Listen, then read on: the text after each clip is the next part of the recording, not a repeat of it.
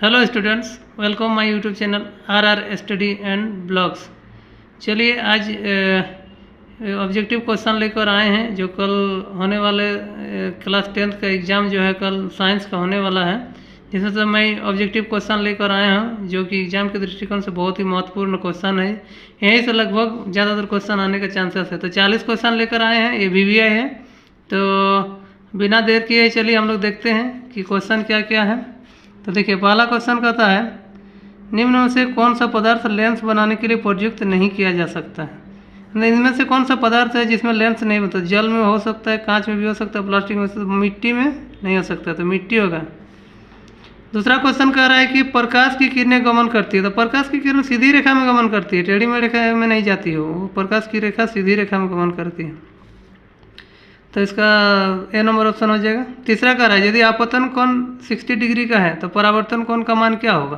तो हम लोग जानते हैं कि प्रकाश के परावर्तन के नियम से आपतन कोण का मान और परावर्तन कोण का मान क्या होता है? बराबर होता है। तो अगर आपतन कोण 60 डिग्री का है तो परावर्तन कोण भी कितना होगा? 60 डिग्री होगा, यानी ऑप्शन नंबर बी सही है इसका।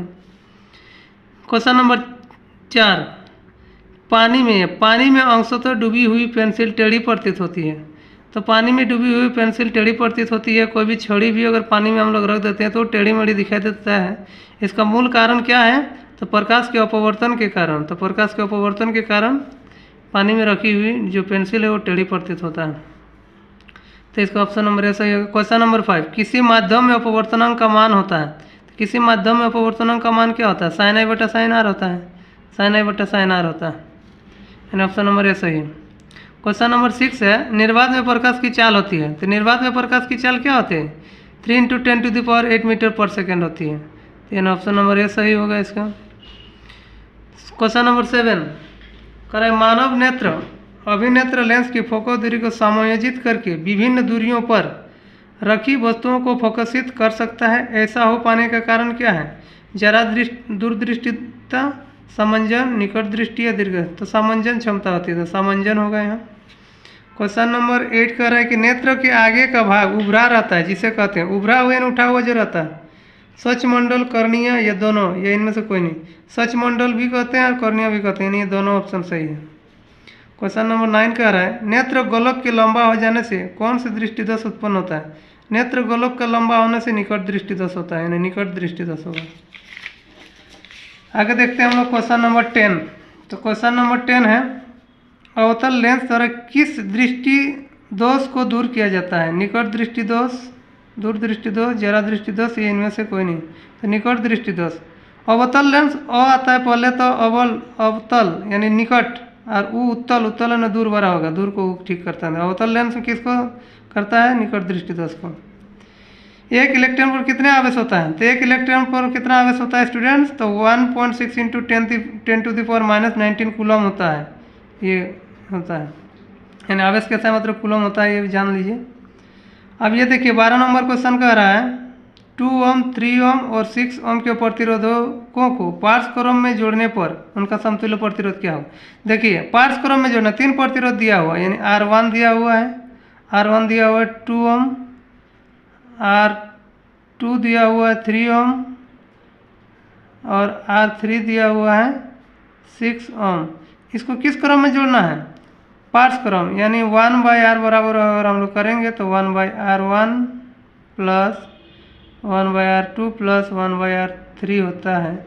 इसमें अगर वैल्यू रख देंगे तो 1/2 प्लस 1/3 प्लस 1/6।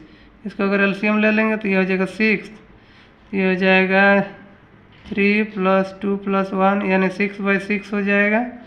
यानी 1/r बराबर कितना आ गया? 1/r बराबर 1/1, तो r बराबर कितना होगा? 1 ओम आंसर हो जाएगा इसका। तो ये ऑप्शन नंबर ए सही होगा। इस तरह से आप लोग बाकी और भी क्वेश्चन इस तरह रहेगा तो निकाल सकते हैं।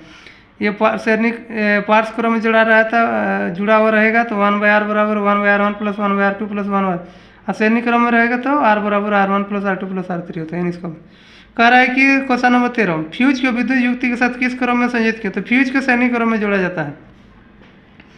अभी क्रिया कर रहे हैं 2 नहीं है, Zn होगा यहाँ, Zn plus ZnO plus C, ये दोनों अभिक्रिया करके क्या बन रहा है? ये Z होगा, Zn जिंक प्लस CO, यानी यहाँ क्या हो रहा है, ZnO से ऑक्सीजन हट रहा है, कार्बन में जाके जुट रहा है, यानी कार्बन का उपचयन होगा, कार्बन का उपचयन। ऑप्शन नंबर ए सही। बुझा हुआ चूना का रासायनिक सूत्र, बुझा हुआ चूना का रासायनिक सूत्र क्या होता है, CaO नहीं होता है, CaCO3 CaOH2 सभी CaOH2 होता है। ये कैल्शियम हाइड्रोक्साइड होता है, ये बुझा हुआ चूना का कैल्शियम हाइड्रोक्साइड होता है, और बिना बुझा का CaO होता है, यानी ऑप्शन नंबर सी सही होगा। निम्न में से कौन संचरण का उदाहरण है, संचरण का उदाहरण, लोहे की वस्तु में जंग लगना, ये भी संचरण है। चांदी का काला हो जाना, ये भी है। तांबे की वस्तु पर हरा हो जाना, ये भी है। सभी उपयुक्त सभी होगा, उपयुक्त सभी, यहाँ डी उपयुक्त बोला है, उपयुक्त सभी आंसर होगा, यानी सोलो का डी। यहाँ होगा गंधीय सूचक होना चाहिए, गंधीय सूचक का उदाहरण, गंधीय सूचक क्या होता है, वेनिला तेल होता है, लौंग का तेल होता है, प्याज होता है, उपयुक्त सभी होगा। रंधीय नहीं है, गंधीय होता है, गंधीय सूचक का उदाहरण, गंधीय सूचक उपयुक्त सभी होगा, ये तीनों। वेनिला का तेल भी गंधीय सूचक है, लौंग का तेल भी, प्याज भी, ये तीनों। क्वेश्चन नंबर 8 कह रहा है कि सोडियम लवण का परिवार क्या है, सोडियम लवण NaCl Na2SO4 ये दोनों होता है, दोनों सोडियम लवण का परिवार है, यानी 18 का सी सही होगा। क्वेश्चन नंबर 19 का इनमें से कौन सा कथन असत्य असत्य कह रहे हैं, टमाटर में एक्जेलिक अम्ल पाइए, सही है। इमली में साइट्रिक अम्ल होता है, ये नहीं है। इमली में टार्ट्रिक होता है, यानी ये गलत दिया हुआ है, ये असत्य है। और इसी का क्षार का उपयोग साबुन बना, इस तो ये सब होगा ना, वही होगा।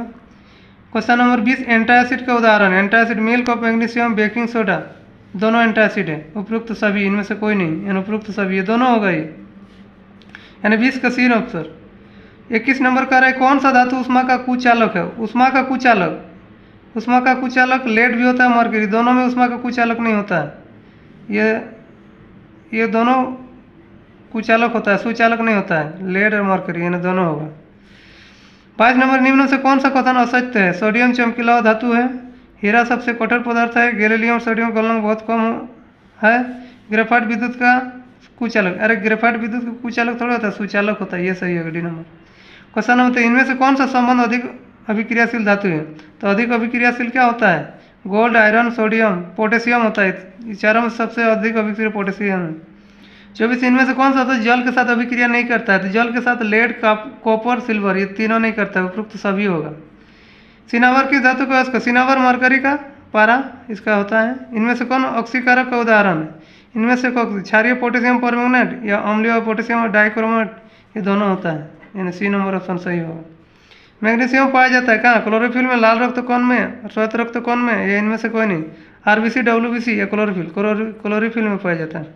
वृक्कों का संबंध किस तंत्र से है, वृक्को मतलब होता है किडनी रे बबुआ सब, किडनी, तो किडनी का संबंध उत्सर्जन तंत्र से होता है, ये पाचन तंत्र ये सब थोड़े होता है।